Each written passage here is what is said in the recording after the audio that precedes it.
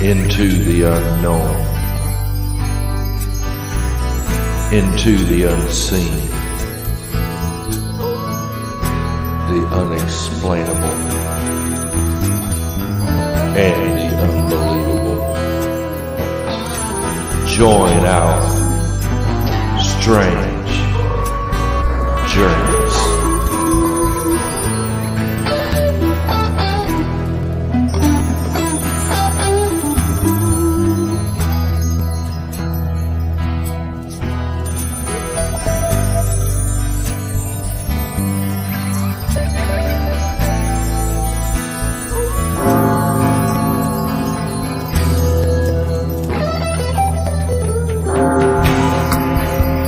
Are you ready?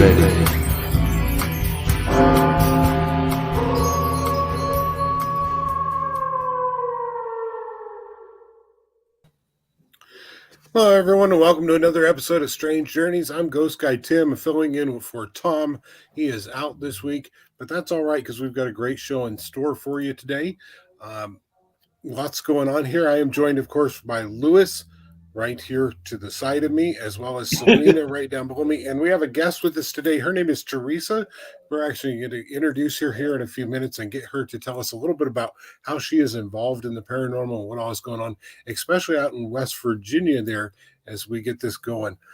We do want to remind you that we provide this show first and foremost for you, the watchers, for your entertainment. We are not by any means and don't claim to be scholars or experts in any of the topics that we cover. We're simply enthusiasts and storytellers who have fun with these topics while doing our best to respect individual beliefs. And please remember that this show is live. Nothing is rehearsed or edited out later. What you see is what you get.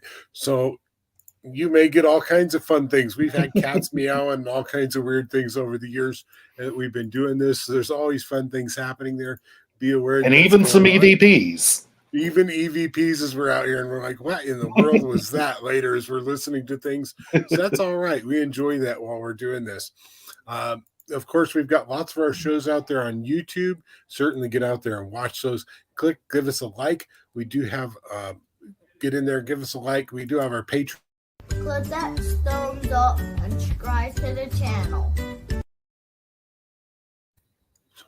So certainly give us a like and subscribe to that channel. That way we know that you're watching and you're available to us. Keep in mind, our last episode has been almost a month ago now. We've had Christmas and New Year in there as well. That last episode was about the Cherokee Indians and the Ark of the Covenant, with the possibility of the Ark of the Covenant being here in America. If you didn't get to see that, we had lots of fun that episode. Selena, were you there with us for that episode? I thought you were. So be aware that's out there. Lots of great things happening there. I'm going to turn this over to Lewis and let him introduce our guest for us this evening, and that way we can get started. Well, thank you, Tim. If you'll allow it, I'm going to turn into a bit of a fanboy for a moment to introduce Theresa Racer. Back when I was just starting out my blog, I came across Theresa's blog, Theresa's Haunted History of the Tri-State. And this was while I was searching for information on West Virginia. Quickly, I realized that she had created the type of blog that I was aiming for. And it is very well researched and well written, a blog about a specific region. And not only that, but in terms of the ghost lore and the paranormal lore of that tri-state region. She is really kind of a force to be reckoned with in this area of expertise. And indeed, she regularly puts out outstanding content, far more regularly than myself. And she's an intrepid investigator with her team, Spectral Research and Investigation, SPI. She's also given ghost tours in Huntington, West Virginia, and she has had a number of fascinating experiences throughout her life with some of the more well-known specters there in the Mountain State. So welcome to Strange Journeys, Theresa. Thank you. I really appreciate y'all having me on. Well, we're very happy to have you on. And on a personal note, I'd like to thank you for all of your support of my blog throughout the years. And it's very much appreciated. Oh, Uh, likewise. You've been a great supporter of my blog, and I'm happy to return the favor when I can. well, thank you. Thank you. So, let me start by asking you, how is it that you do all of this? I was looking at your blog earlier today, and you had a list of all of the books you were reading. And I'm thinking, I don't remember when I last fully read a book, not for research. And so, how do you write and research and promote your posts on Facebook? You attend conferences, festivals, and you conduct investigations throughout the region. What's your secret? Insomnia. All right. Yeah, that's why you'll see a lot of typos and stuff sometimes in my blogs, because at any given chance, like they're written at like 3 or 4 in the morning, and I'll have a burst of energy and I'll write like 6 or 7 blog posts at a time, and that may be Wow. right for Well, good But for you. I've been very lucky that I've had a lot of support from my family, and they allow me to pursue these interests of mine, and just let me have my time to do my thing. Very good. Very good. Um, so you were raised in West Virginia, right? Yep. Okay. And I assume you had your first paranormal experience there. Um, and I really can't say exactly what it was, because I was one of those kids that, when I was younger, I would talk to people that weren't there. And, was it imaginary friends? Was it just coincidences that I knew who was calling on the phone before, we actually picked up? And so it was something that my grandparents kind of picked up on, because like a lot of Appalachians, it was that healthy mix of the Scots Irish plus some good, Cherokee thrown in as well. And so we really valued that storytelling and those legends and lore passed down orally. So I spent a lot of time in Beckley, West Virginia with my grandparents. That's where they Okay. were from. And instead of being told bedtime stories at night, they would tell me ghost stories. And my grandpa was a big, huge fan of Hans Holzer and had a bunch of like Hans Holzer books. And so those were some of the first books that I remember reading. And then it moved on to the classic collections of West Virginia folklore by Ruth Ann Music and James Gay Jones. And so that was some of the earliest books that I even remember reading as a child. Um, and then when I was about 9 years old, we actually moved into a haunted house. And so that's where kind of all of this really, really started. So what happened in that house? Well, it was a fairly newer house.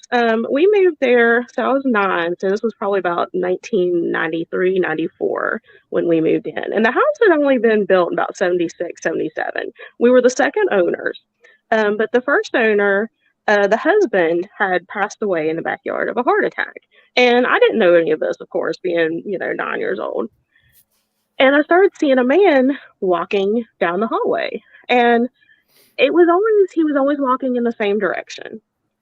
And he was like this big, huge guy. And, it got to the point where the whole family was seeing things. This was the time I was getting ready to enter middle school. And so this was the time when sleepovers were starting. And none of my friends wanted to spend the night at my house, because every time they did, like, they would see stuff, or like the lights would, flicker on and off, and like just weird, crazy stuff would happen. So, got the reputation of being the haunted house, and it just so many weird things happened there that we kind of gave it the nickname of the like haunted halfway house, because we would see these entities there, but we would only see them for maybe a couple months and then we never see them again.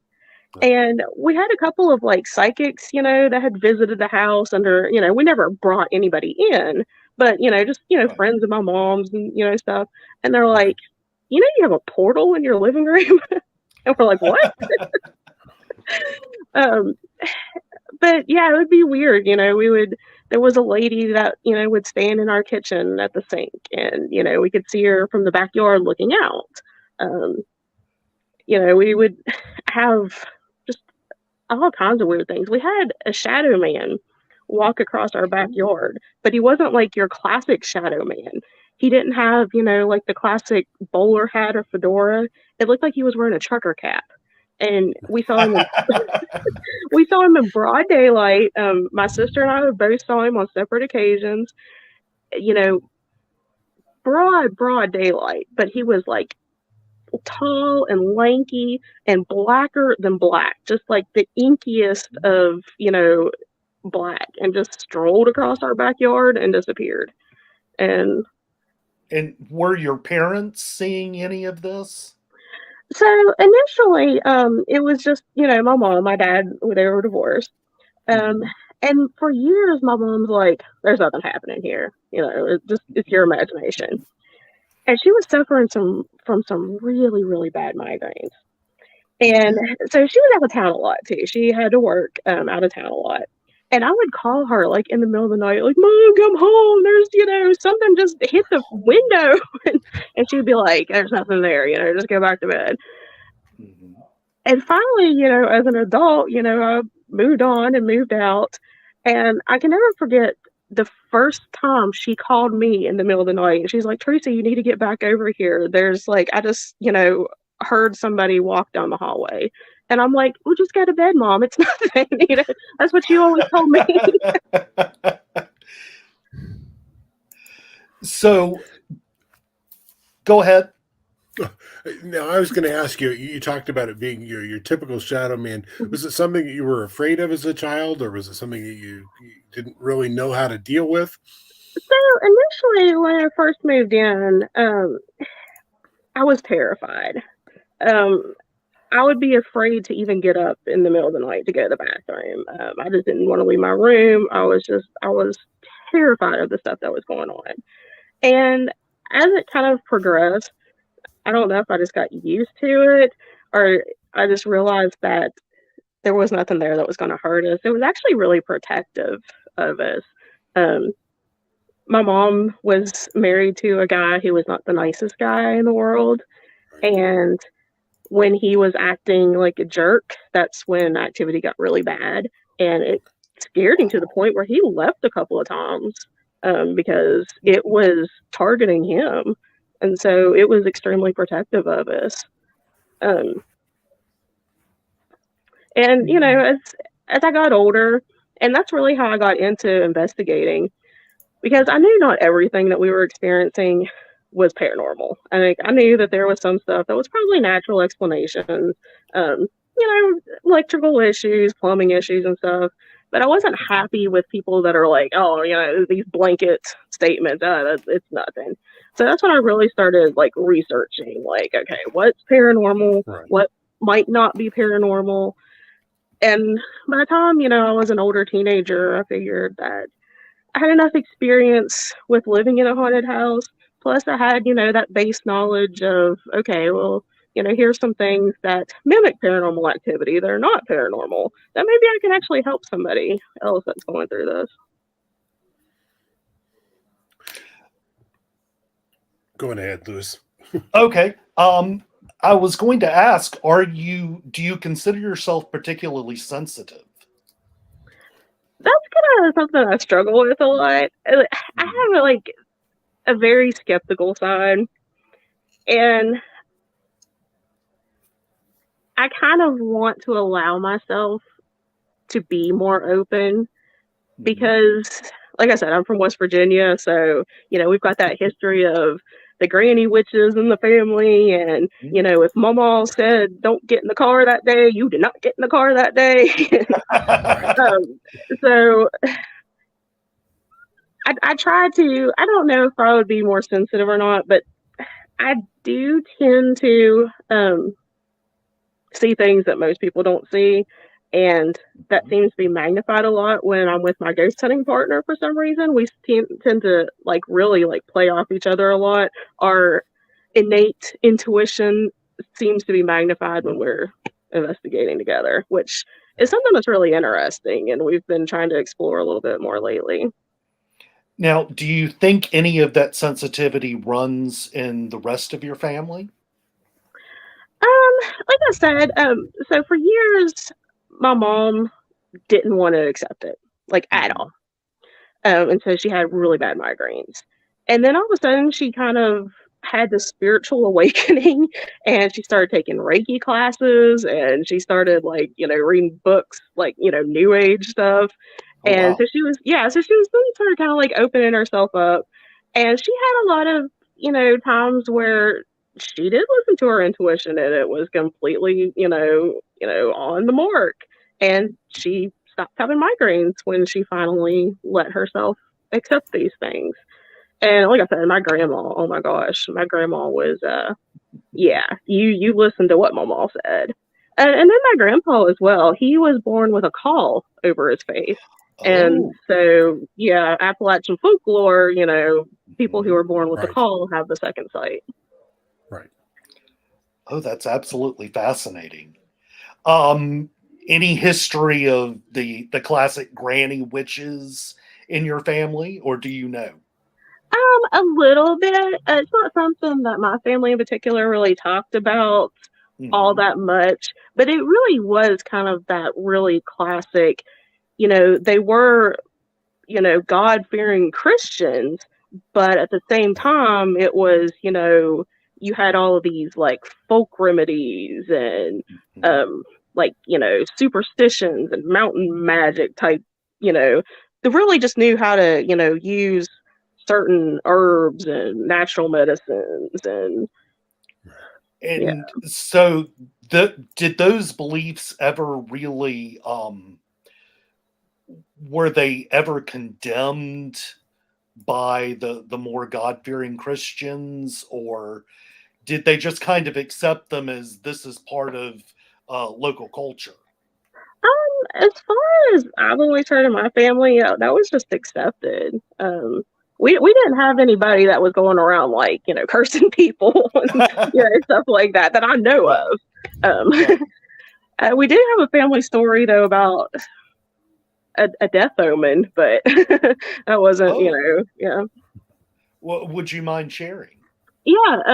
So my grandma, before she moved to Beckley when she was a teenager, grew up in the Hinton area, most notably the area around Irish Mountain. And like I said, her whole family was, Scots Irish descent. And there was this legend in her family that, and I don't know if this ever affected anybody outside of the Hinton area because they always talked about on this one certain road.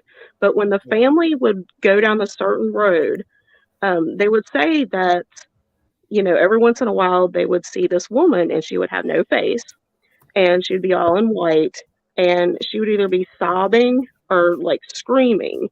And if you saw this woman coming home on this road at night, you were going to die within 3 days. And Wow. I don't know how many times that actually happened. That was just like a story my grandma always told me.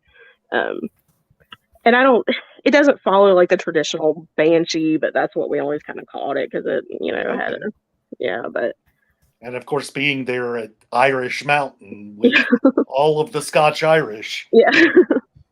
that would certainly make sense. So, what led you to actually creating your blog? Oh, that's such a long story. So it started way back in 2006. I had just joined a ghost hunting group, Huntington Paranormal, and I was kind of elected into the position of historic research manager. And back then we had just started, so we were kind of a small group. So I had to wear many hats as the historic research manager. And one of my duties was to kind of find some locations for us to investigate. And back then, one of one of the standard ways you did that was, on the internet. And back then, there was only like a couple of websites that really collected listings of haunted locations. Mhm. And I won't name any names or anything because they're perfectly good websites. But the problem was that they were, user submissions. And so a lot of times they weren't accurate, they weren't up to date. And the biggest thing was they weren't really of use to investigators because all of them were like places you could actually go to.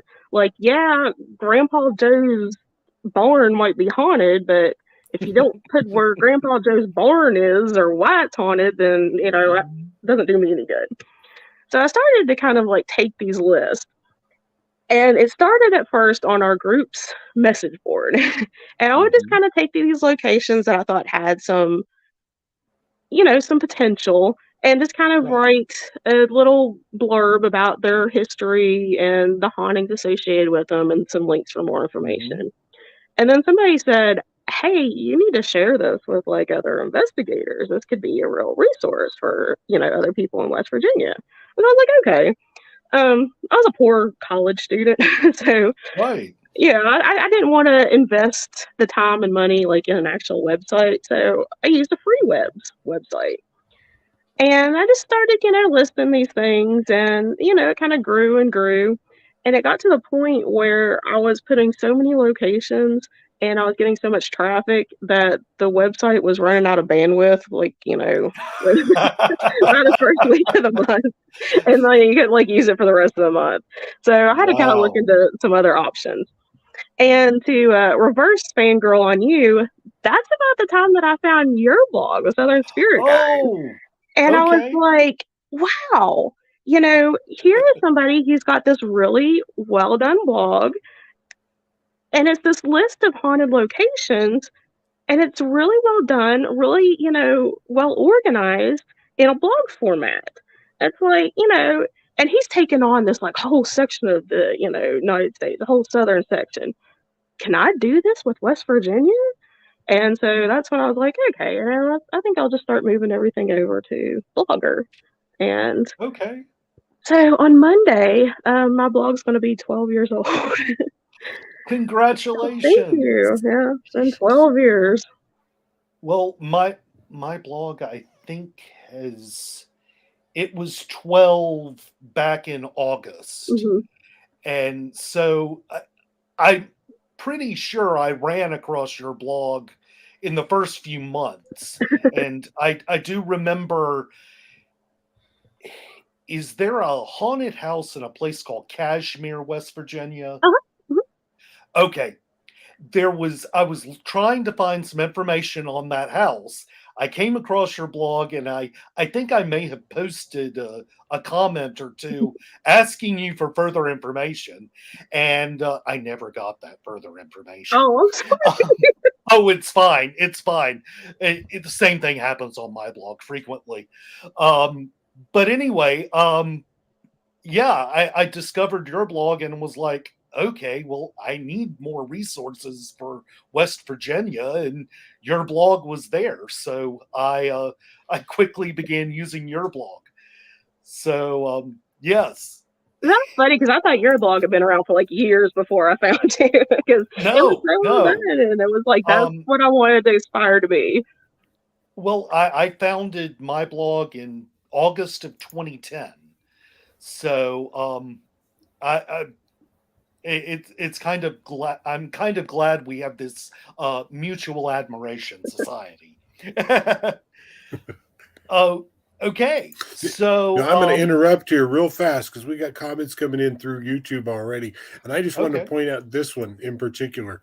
We had the evolution of the beards here. What was it last year? And now we've got could Selena and Theresa be sisters? Was posted here just a little while ago. Y'all I do look a lot alike. I'm like, yeah, exactly. So, We're yeah. spooky sisters. so So why do you think the state of West Virginia has so much paranormal activity? Oh, we're just a bunch of weirdos here. I don't know. I mean, we're still a state that we've got a lot of rural areas. Um, Right. we're a very historic state. There's very few places where the old, Civil War moniker, brother against brother was so true here. I mean, we've Right. literally got households where, fathers disowned sons and, brothers disowned brothers because they were on separate sides. Wow. We've got a long violent history with, mining, railroads, timber industry, the river industry. And, plus we are like a huge melting pot of so many different nationalities and, different cultures, especially, the mining industry during the 1800s brought in so many different people from around the world. And they Right. all brought in their stories and their folklore. And that all kind of led to this mismatch of ghost stories and these really strange creature sightings. And it's just, I don't know, West Virginia is a fascinating place. I've lived here my entire life. I was born here, and I've been all over the country, and there's no place like it. Oh. So, if we were to compile, say, a top 10 list of the most active haunted places in West Virginia, what places would be on your list? Hmm. Probably the Trans-Allegheny Lunatic Asylum and the West Virginia State Penitentiary. Those, always make like the national list of like the most haunted locations ever. I know I don't think it would make my personal list, but a lot of people think that Lake Shawnee Amusement Park and the Princeton, Mercer County area is really, really haunted. Yes. I don't know. Have you investigated Lake Shawnee? I haven't personally investigated there. I've been there a couple of times and I've researched it. And yeah, there is some crazy history. Not all of, the stories they tell you are 100% accurate, but a lot of them are.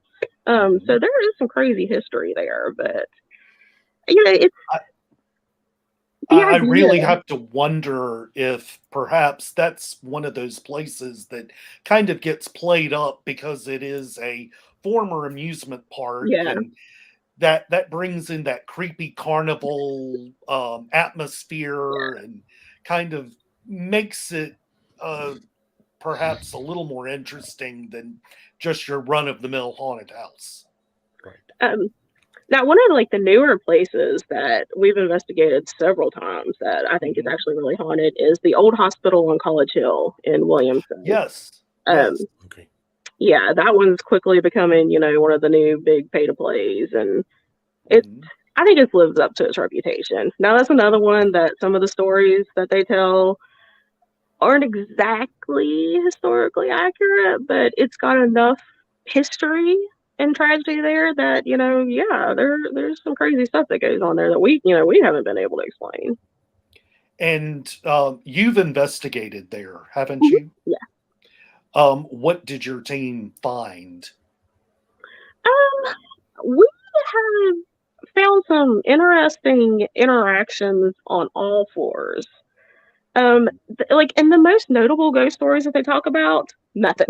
We haven't had any interaction from those ghosts. But they talk about the fourth floor being really haunted.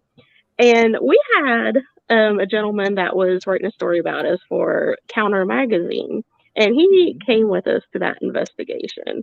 And the article came out not too long ago, and he just alluded to his experience up on the fourth floor because it affected him that much. Wow. But he and one of our investigators, we were up there, and we were getting some kind of like weird, messages on our spirit box. We had our old-fashioned obelisk, and it said my name, and it printed it out on the little printout thing. and it spelled my name correctly, which is kind of weird because, I spell my name with a TH and not, many people do that. Yeah. So that was weird that it said my name and it spelled it correctly. Uh-huh. And then kind of right after that, they were looking to the doorway, and we kept kind of seeing like this shadow, like kind of poking its like, just kind of looked like it was blocking out the light near the doorway. Okay. And I was looking away at the time. I wasn't looking away, and all of a sudden, I hear them like make this noise that was like, "What?" And I look over, and this guy has he's a tall dude too. He's probably like 6'5", and has like crab walked, jumped backwards, and is like laying in the lap of the other guy. We were sitting on the floor. And I'm like, what the heck just happened? And they had seen like this, and I don't want to say it was like a full bodied apparition because it didn't really have features, but it was like this orangish pink head and like torso. Ooh. Yeah, and they had both seen the exact same thing, like poke around, and they were the only two that saw it because the rest of us were looking somewhere else. But yeah, that was weird. Oh, wow. So what other locations would be on the list? I would say the Deep End Antiques in Beckley. That's a really hot spot. The Haymond House in Sutton. Now, you've mentioned the Heyman House in Sutton a couple times now. What exactly is the story with that, and what is your group experience there? Yeah, so we've investigated there a couple of times too. It's Okay. the turn of the century Victorian mansion in Sutton. It was the home of Edgar Heyman. He was a politician, businessman, lawyer. He basically, was a huge name in Sutton at the time. And he had, built this house and lived there with his first wife and their two children. The first wife died under mysterious circumstances. There seems to be a scrapping of her cause of death. Her death certificate is not listed in the register at the vital statistics office Oh. at the local courthouse in Sutton or Mhm. at the West Virginia State Archives. The only thing we could find about when she died was a small newspaper article that states that she died and when she died, but not how she died. Oh. Yeah. And it's interesting because our group and many, many other groups have gotten responses and feelings and all kinds of stuff about the staircase and stuff about being pushed down the staircase or some kind of accident happening around the staircase. So I don't know if she fell down the stairs or was helped falling down the stairs, or we're not sure. But we think that her name was Emma. We think that she's there. And we think that Edgar's there. Edgar kind of stays up on the fourth or on the top floor where he had his office. And he's a very overpowering, dominant male figure. And he's been known to touch women, sometimes inappropriately. Mhm. Gives people kind of very negative feelings and such. There's just been all kinds of like different sightings of Emma, or at least a woman like in a white dress. He did remarry, and his second wife did not pass away in the house, so they had moved away. So, and then the daughters and stuff had moved away. So after that family had left, the house was owned by different people. At one time, it was a baby hospital. At one point, Oh my. yeah. So a lot of people in the Sutton area were born there in the 50s and 60s. And this house is open as a pay-for-play She runs it like a bed and location? breakfast type thing. Yeah, so Oh, so okay. you can pay to investigate, and there's like 4 huge rooms, bedrooms with lots of beds. So yeah, you can investigate Okay. there and stay the night, and it's really cozy and comfy and a little spooky. Oh, wow. Yeah. Wow. So, would you include 22 Mine Road on your list? No, because I've never seen Mamie out there myself. And I have tried and tried and tried to get her to push my car up the road. And I don't know if I'm just too heavy for her or what, but she will not touch my car. I know plenty of people that have been out there and they swear that, they're the phantom gravity hill that, yeah, they're. Mhm. But the So, story of Mamie Thurman is just absolutely fascinating. could you briefly describe the story? I'll try. So Okay. in the 1930s, you had this lady named Mamie Thurman, and there were some rumors that Mamie Thurman, kind of got around a little bit. But she was found deceased one morning, on what was now known 22 Mine Road, and there's there was an arrest made, um, for her death. But there's just been a lot of controversy about who actually killed her. They think there was a huge cover up in the town of Logan. At that time in Logan, and even probably still today, the politics was a little, yeah. So they think there was a big cover up because maybe Mamie, some of the men that she was keeping company with, maybe told her some things that she wasn't supposed to know. So maybe they got rid of her, or maybe it was the wife of one of these men. But anyway, she was pretty violently, brutally murdered and left out on this road. Um, After she passed away, there's even controversy about where exactly she was buried, or if her body was moved after she was buried. And her ghost is said to be seen in the area of 22 Mine Road, wearing a polka dotted dress, the same one that she was found in when she was murdered. And they say that there's a gravity hill there. So if you go and park on 22 Mine Road, that she will push your car uphill.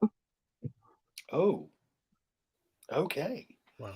And there's some variations Wow. to the story. There's also a variation where it's like the miners that were killed in a nearby mine explosion, that they're the ones that'll push the car up the hill. But mostly it's attributed to Mamie. Oh, wow. That people have seen her in her polka dotted dress walking on the road there. And there's Wow. some great books. One was written by her Mhm. half brother and his quest to find more information about her and her life. So there's some great books written about her. I would love the name of that book. Right. If you can send it to me Yeah, later. I'll get it to you. I've got one or two books about that story, and the one that I read, I think, was a kind of a fictionalization Mhm. of the story, but it had all of the historical details, Yeah, and that may have been the one written by her half brother. yeah. I I know would have I to have look it up. two, and one of them is like a fictionalized account, and then I think I don't know if it's the same one or not. I know I have two, and I know one was written by her half brother. He was like Okay, 2 or 3 years old when she died, and didn't even really right, know her. right, yeah. Um, so what other locations might be on your list? Oh man, I don't know because we got so many great Um, like I don't know how to like do justice to the places that we've been to. The Mhm. Glen Ferris Inn. We've done that. Okay. We've investigated there a couple of times, and we had a couple of members of our group, like at different times, see a woman standing in the window of Oh our my. our room that we weren't in. So that And was did neat. y'all have any experiences while you were staying in that room? No, not while we stayed the night, but yeah, like I said, like one of our members had walked outside to smoke and we were sitting in the dining room. And so we could see him out the window and he Mhm. looked up because the suite that they had let us have was right up above us. And Mhm. so we could see him out there smoking. He was looking up and he starts like waving frantically. And we thought he was just waving at us. And we're like, hey, how's it going? And he was trying to get us to come out there and like, look at the woman in the white dress that he was seeing like in our room. Oh, wow. Yeah. Wow. And we Now, got some. Oh, sorry. oh, go ahead. So we like to use different spirit boxes and stuff, even though they Mhm. might not be the most scientific, pieces of equipment. It's still kind of fun to see what, comes across, like the SB10 stuff. And we were getting some dirty, dirty responses Oh. in, in one of the rooms there. And that was one of the rooms where when it was owned by one of the local plants in the area, Mhm. after it had been an inn and then before it was converted back into a hotel, it was Mhm. used as dormitory lodging for the young single gentlemen who were working at this plant. Yeah. And so it was saying some kind of nasty things. Oh my. Yeah, we thought that maybe it was some of those young men that were coming through. So, what about the West Virginia Turnpike? Yeah, that's interesting because you've got like state troopers that Mhm. will attest to picking up phantom hitchhikers, seeing UFOs.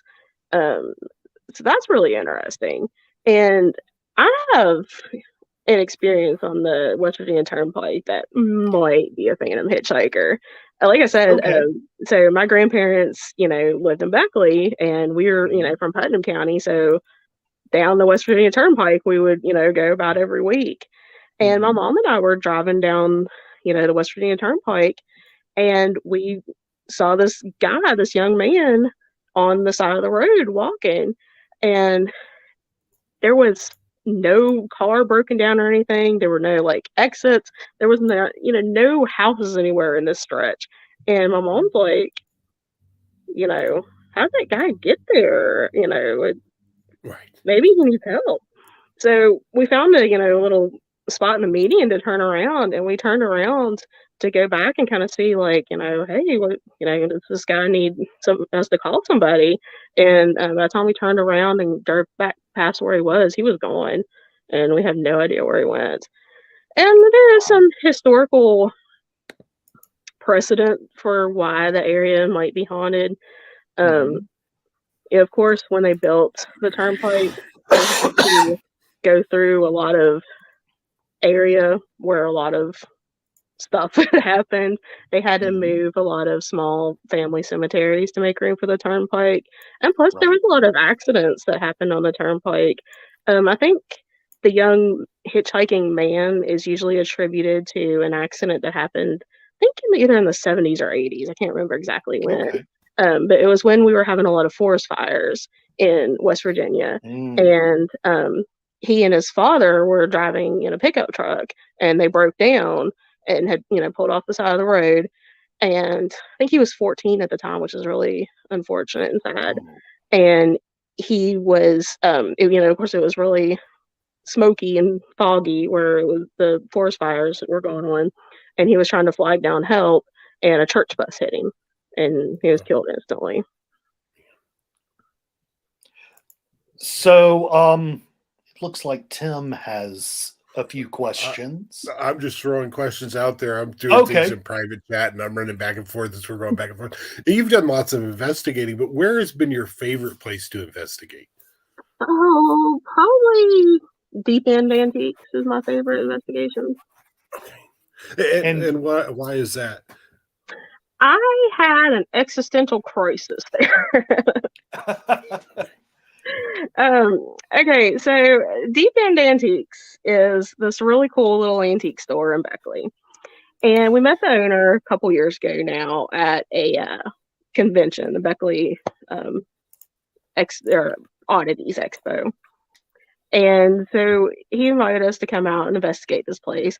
And he's a really cool guy. He's become like, a good friend of ours or our team, and doesn't charge us to come in and investigate, which is awesome.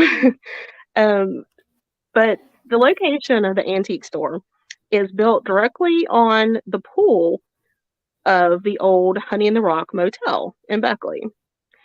And so Honey in the Rock Motel was built in the 60s, in the early 60s. And it started off as, a nice motel, but it quickly kind of ran into some trouble because it was one of those motels that did great business in the summer when the Honey in the Rock, play was going on, but during the rest of the year, it wasn't bringing in a whole lot of money. And so they kind of found other ways to make some money. And they had like a little restaurant. And this little restaurant and bar kind of became a place where it attracted some not so nice people. And just over the years, the reputation got worse and worse. It became a place of a lot of prostitution and drug use, and up all the way until like the mid 2000s, until finally like the motel was like completely shut down. It went through different owners. They tried to clean it up, but there was murders, there was overdoses. There's one whole section that's blown away because there was a meth lab that was in one of the rooms. Oh, So we went into this investigation for the first time knowing that, we had heard some of the stories. And, there was a story of a boy who had drowned in the pool, of a prostitute that had been murdered in one of the motel rooms. And when we need some of the stories, okay, so we have the land that it's on. The land that it's on is at this really weird cross section. And it's downhill from where the Black Knight Country Club is in Beckley. And in the 30s, really up through like the 80s, you had these like really weird rumors that there was satanic activity going on at the Black Knight Country Club, from prominent citizens, who were doing satanic rituals because, to get power. And then there, was a murder that happened on the property as well. oh wow. But the whole area is just, there was a lot of Civil War activity that happened right there in that area.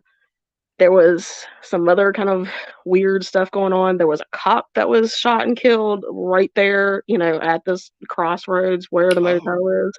Yeah, so it was just, it's a dark place. So we knew that, there was probably some activity that maybe was, with the land. And then there was probably some activity that had to do with maybe some of the antiques, because the owner liked to collect both military memorabilia and crime memorabilia. He liked to go to police auctions, and yeah, he's got a big old box of like weapons and stuff that were used. Oh Lord. Yeah. That'd do it. But what we didn't know that in first investigation is that we were going to meet his little buddy that he called an ovnik, which was this little Slavic house spirit. Yeah, so the way that whole thing started, he didn't tell us anything about that. So our group was in two different groups, and I was with one group out in where the old motel section was, and the other group was actually in the main antique store. And I brought my group back into the main antique store, and one of the guys pulled me aside, and he's like, "Theresa, Travis has this little monkey cat thing," and he was all excited about it. I'm like, "What? He's got a monkey cat?" And so at first, like my brain is trying to process like what he said, because the owner kept like a bunch of like tarantulas and arachnids, and he even had his like pet dog there for part of the evening. So I was like, if he has a pet monkey or even a pet cat and nobody told me, I'm gonna be upset because I want to go play with this monkey. And he's like, no, it's this spirit that he called an ovnik. And I'm like, what are you talking about? And he's like, we saw it. And so they kind of explained to me that an ovnik is this a familial spirit from the Slavic region. And it kind of transcends, like our constructs of good or evil. Basically, the Slavic people, this thing would kind of watch over your granary or your silo. And if you didn't take care of it and be nice to it, it would burn it down and destroy your grain. But if you treated it right, it would watch over you and your family and take care of your crop. So I was like, okay. So they're like, well, you've got to go see it. So everybody else went into the front section of the antique store, and the owner was telling a story about this haunted hat that he had, and they were filming that. And so I walked into the back section by myself where they had seen this little thing. And so I wanted to see it myself.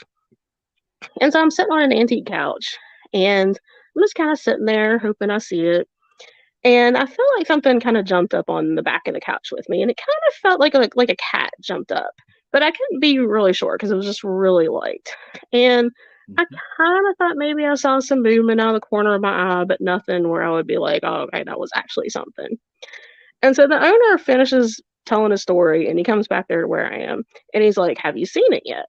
And I'm like, "No, I think I maybe kind of saw something out of the corner of my eye, but I don't think actually saw it." And so he's like, "Well, if you wanna see it, it's right there." I'm like, "Okay." And he points back to where the office is. And I'm like, "Okay." So I get up and I follow him back there. And we walk into the office, and he's got on the floor this, Rubbermaid tote. Mhm. And I'm looking in this Rubbermaid tote, and I kid you not, I have a little black cat at home. And it looks Yeah. like my little black cat at home is peeking out of this tote. I can see, like, little Mhm. ears, and I can see these big green eyes, and they blink. And so, I know there's movement of some kind. And I can even see like little white fangs. And so I'm staring at this thing, and I'm getting closer and closer to it. And it blinks again. And I'm like, what is this thing? Wow. And so we're getting closer and closer. And he goes to like reach for the tote, and it just kind of like swoops down and like disappears. And Wow. he's like, "Did you see it?" And I'm like, "Yeah, what the heck was that?" He's like, "That was the Army."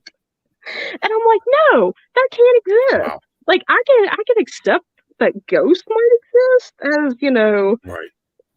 maybe spirits of the dead, maybe, but I couldn't accept that this thing was real." And he's like, "Why didn't you take a picture of it?" And I was like, my mind could not process picking up a camera and taking a picture of this, let alone, and Right.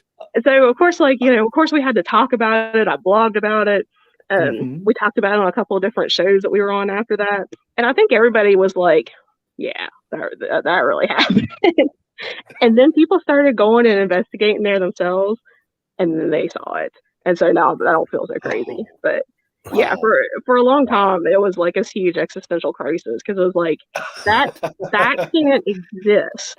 These things Right. don't exist, but I saw it. Oh, So what was it? wow. Wow. Yeah. That's Wow. just mind-blowing. Right. Yeah. I I honestly don't know what else to follow up with that. Now, you talked about that you blogged about that. Uh-huh. With your blog, and I am going to post a blog for our viewers here at the bottom of the screen so they can see that and they can go in and look you up. Definitely get out there and enjoy the blog while they're there. Is this probably one of the ones that has brought the most reaction? Um, do you get a lot of feedback when you do your blogs?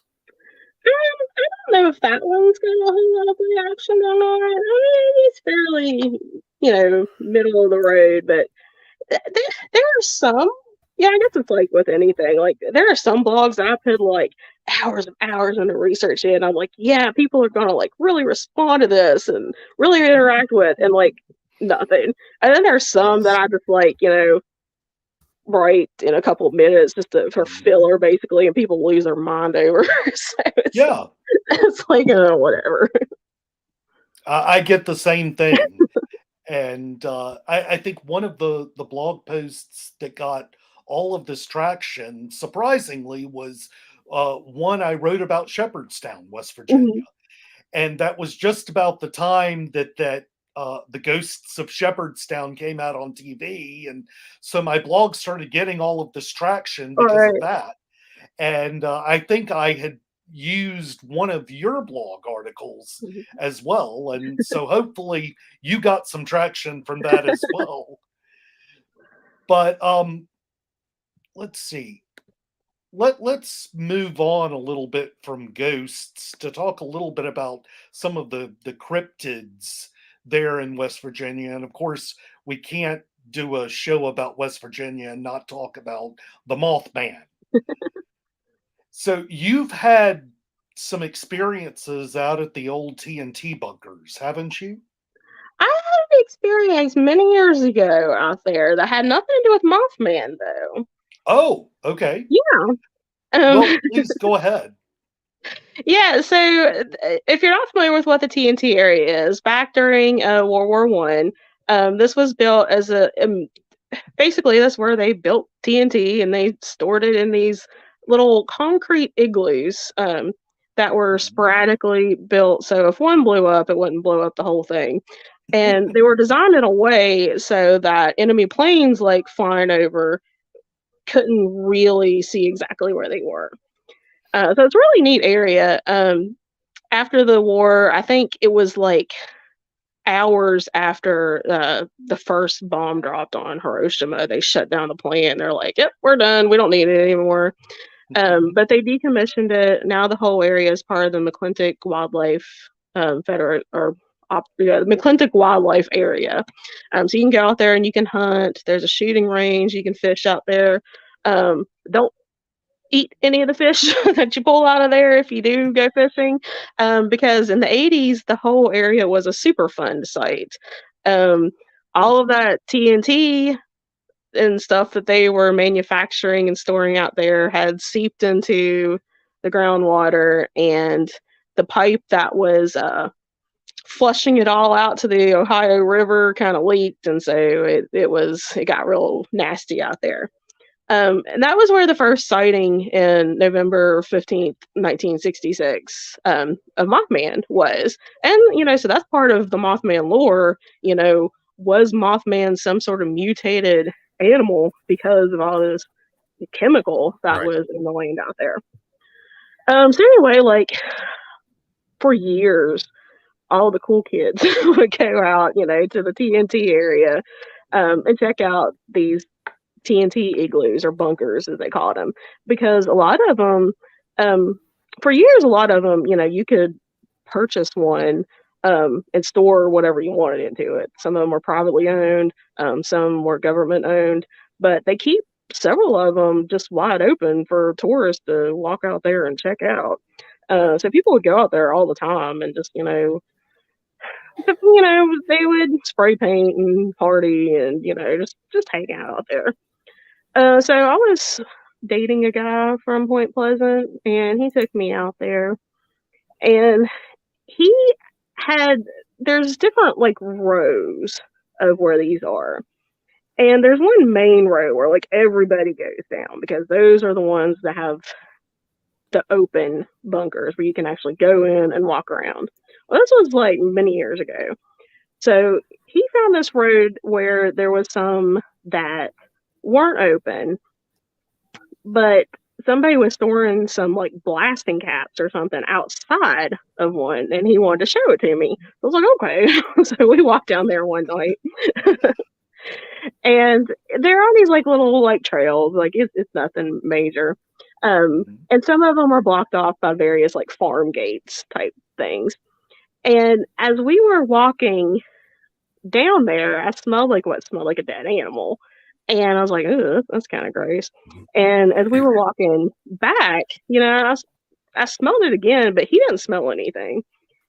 And so we were leaving, and I was going around the farm gate, and there was like this, what I thought was like a big weed or something. So I'm like holding on to it. I'm trying to like step over.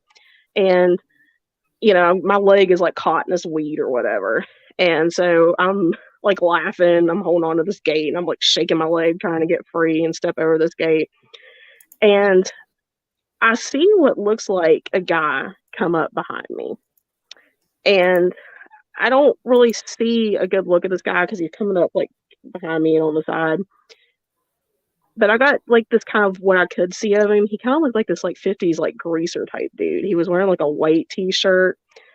He had kind of close cropped dark hair, kind of real muscular, and he kind of like put his arms on me to kind of like help me get around this gate. Mm-hmm. And it wasn't the guy I was with. He wasn't wearing anything like what he was wearing. He didn't. Yeah, the guy I was with had like real long hair, not close cropped dark hair. And I looked up and the guy was gone. And yeah, Oh, wow. so I don't know. So, I mean, was were his hands cold when he touched you, or I don't remember, honestly. Like, I don't, this was probably spring or summer. I think it was summertime, so I okay? don't really Right. remember, them feeling, oh man, it's like icy cold or something. But Mhm. That's another phenomenal Yeah. experience. Right. Being helped by a spirit. like at least my interactions are positive. He was trying to help me. Yes, Yeah. indeed. What do you know about the famous Flatwoods monster in Braxton? He is, well, I don't know. I guess people call Braxy a she these days because they're a little Okay. outfit. Like in 1952, that's one of our famous like UFO stories that really put West Okay. Virginia on the map as a UFO hotspot. So in September 12th, 1952, these kids were playing football at the schoolyard and they saw what they thought was a plane going down. And they thought it crashed down over on this local mountain. And so the kids, ran and they got the parent of two of the kids. And so some of the kids, the mom, what was her name? It was something May. Yeah, it's been too quickly. Anyway, it was Freddie May was one of the main kids, and then his brother, Gene Lemon, he was one of the guys. He was an 18-year-old family friend who was actually in the National Guard, and then the family's dog, and then the mother, Kathleen May. Yeah. They all, they grabbed it was getting about dusk at this point. And so they grabbed some flashlights and they walked up the hill to where they thought this plane had crashed and encountered this creature. And, and that was another one of our things in West Virginia that there's a lot of misinformation about, but the actual true story, is still just so weird that, it stands on its own anyway. Right. They saw this like weird mechanical like creature with like the big yellow eyes and the little pleated skirt thing. Now the actual like drawing of it that looks like the big spade head with the like actual dress and stuff on, that's a little bit of artistic license. The actual sighting of it is not, that fanciful. But it's still pretty crazy looking. And I don't know what else. They kind of got the heck out of there. They said that, the thing, like, it was all misty and it smelled really bad and there was oil on the ground. And I guess they said when they ran out of there, the mom jumped over a farm gate like in one leap. They never seen her do something like that before. But yeah, they said like, they had some health problems afterwards. One of the things was like the dog that came with them died, but the dog was fine. The dog lived to a healthy, full life afterwards. But Gray Barker came on the scene, and he's the one that really brought the story to the UFO world. But it's interesting because when that happened, that wasn't the only sighting of that happened. Yeah, so there was a couple other sightings of similar monsters going on in that area. Those didn't come out until after, so it's kind of debatable, like, okay, were they related or not?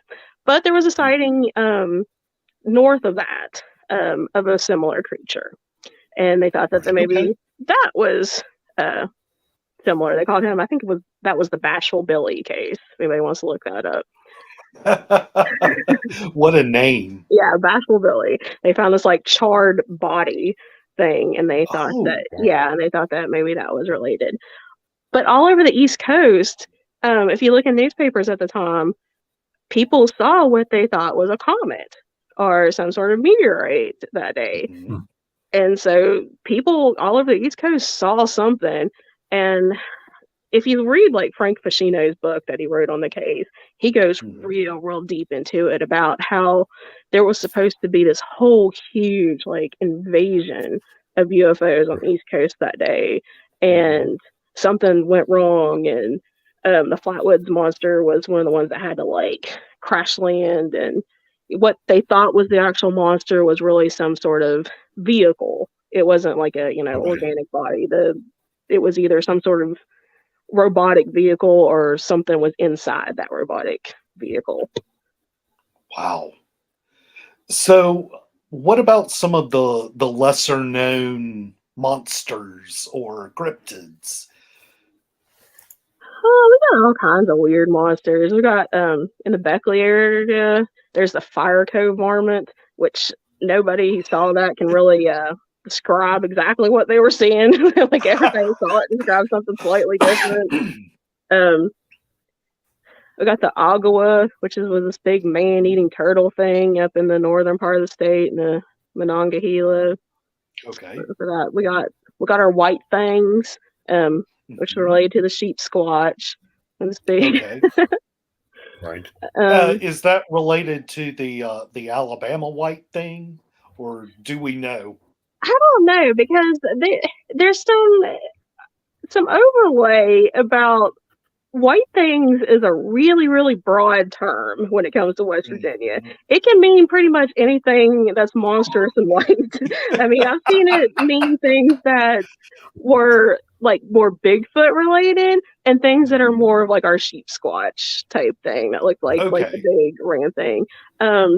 More and more since I guess the dog man phenomena has been more accepted or talked about lately, more and more of those stories have been coming out recently. Okay. And of course, we got our famous little bat boy that lived in the cave in the southern part of the state. Yeah. Yeah. Those who grew up reading Weekly World News will be a fan of him. I haven't really heard much about a sheep squatch. Can you elaborate? It's been seen in several parts of the state, but around in the Point Pleasant area is where several sightings have taken place. And basically, it's like this really giant ram/bear type thing. Okay.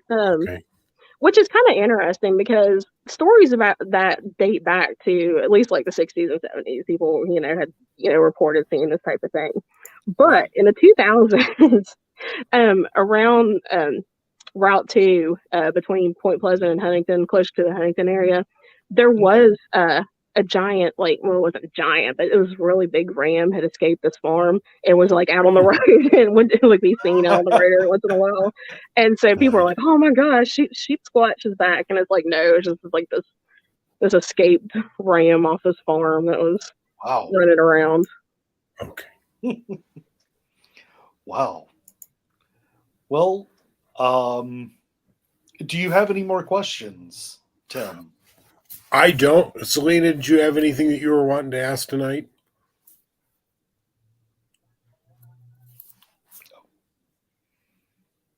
I think you're on mute, Selena. Can you hear me? Yes. Sorry. Yes. No, I don't have any questions. No. All right. Well, this has been a really wonderful interview, and it's finally nice to be able to actually speak to you kind of face to face. And I am forever grateful for all of your wonderful collecting of stories from West Virginia and Kentucky and Ohio, but mostly just West Virginia and Kentucky, since I concentrate on those states. But we'd like to thank you for joining us on the show. Yes, thank you. Oh, definitely. Thank you for joining us. It's been great. I know Tom is messaging me back and forth. I'm over here doing all kinds of fun things in the background, like normal, doing all my normal posts to our different Facebook pages and everything else. And Tom's messaging me. So he did want to make it clear. He's sorry he wasn't here with you this evening. He definitely is very thankful for you having joined us, though. So we really do appreciate that. I do want to share one more comment that Tom made earlier. You had talked earlier, very early in the show, about how you and your investigating partner tend to feed off each other when it comes to the intuitions and things that you have. He had actually made another comment. This one here is about Selena and you as well. He says that he knows that Selena is an empath, and he's like, it could be that Theresa is one as well. Yeah. And that's definitely true, especially where you're feeding off each other when you're out investigating. I was thinking, well, that's a great thing to have pointed out along the way. But I wanted to mention that. We do thank you for coming out. It's been great. There's been a lot of learning from us. I had never seen your vlog before this. So now I'm like, okay, now I've got to try and catch up and do all this reading that is in there. So I started reading it about a week back. So I've enjoyed what I'm reading. I know that I've shared that with our guests a couple times. It's also on our Strange Journeys Facebook page, as well as the Strange Friends page, so that people can get out there and find you as well while they're out looking. Oh, thank you so much. I had an awesome time. It was great meeting you all. And Lewis, it was great meeting you, mostly face to face for the first time. Likewise. Well, viewers, we do appreciate you coming out tonight. Thank you very much. We will see you next time. I don't know what the next show is going to be. I know we've got a list of them coming up. Lots of fun things coming up along the way as we enter I think, are we in season 4 now? I don't know. I think we're in season 4, so we just started that. So be aware we've got lots of fun things coming up. Thank you again, watchers. We will see you again next time.